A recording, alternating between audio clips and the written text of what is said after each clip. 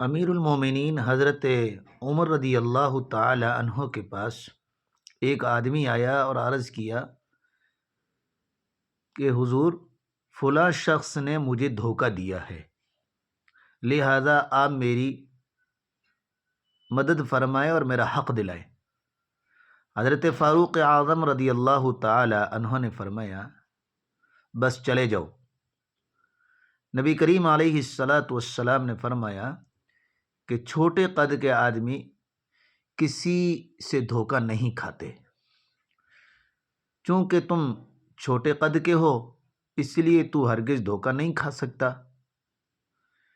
اس آدمی نے دست بست عرض کیا کہ نبی کریم علیہ الصلاۃ والسلام کا فرمان سر آنکھوں پر اور حضور کا ارشاد بھی،